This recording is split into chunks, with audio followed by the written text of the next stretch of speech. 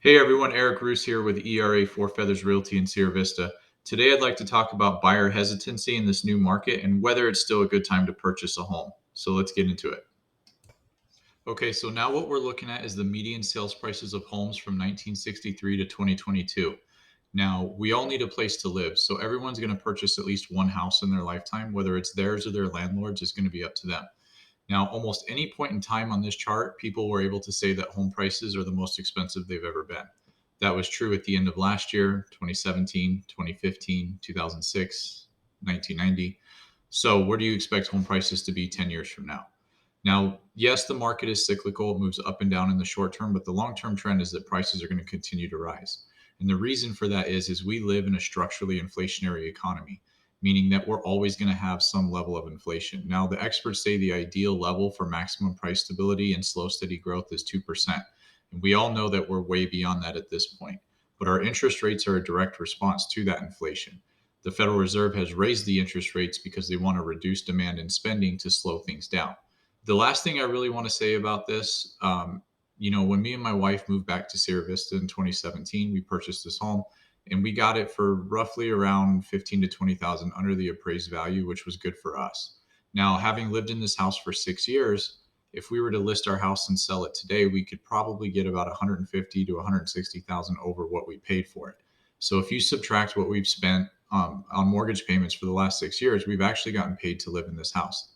And that's something you're just never going to get as a renter. So let's move on and talk about interest rates a little bit.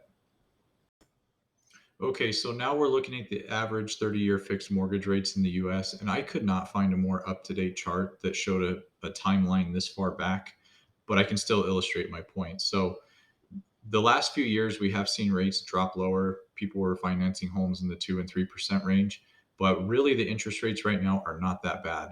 We're roughly sitting between 5.8 and 6.5, 7%. So that's very middle of the road compared to the last 30 years. And I think people have gotten spoiled with the low interest rates, and that's what they want, of course. Now, interest rates can certainly go a lot higher. People were financing homes at 18% back in the early 1980s. So don't fall into the trap of wanting to wait until interest rates are lower.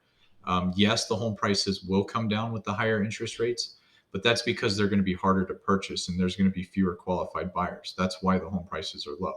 So when the rates do come back down, the home prices are going to shoot back up. So what we always tell people is marry the home and date the interest rate. When the rates do come back down and it makes sense to do so, go ahead and refinance. Now, there's other things that you can do in the meantime. Purchasing a home now, you can always buy down your interest rate by bringing a little bit more money to the closing table and paying for that up front. We've even seen sellers offering it to buyers as an incentive for them to purchase their house. They'll offer concessions to help the buyer buy down their interest rate. So there's a lot of different ways we can go about negotiating things like that for our clients. The last thing I want to leave you with, though, is that the average homeowner has a net worth 40 times that of a renter.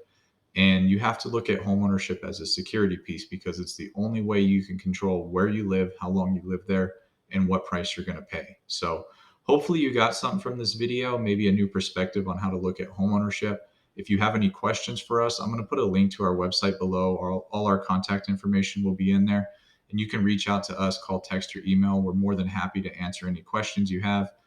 If you want to explore purchasing your first home, or if you have a home to sell and you want to buy your next home, we'd love to help you out. So with that, if you got something from this video, please like and share it. And I'm going to be making more videos here in the near future for both buyers and sellers. So subscribe if you want more of that content. Thanks for watching.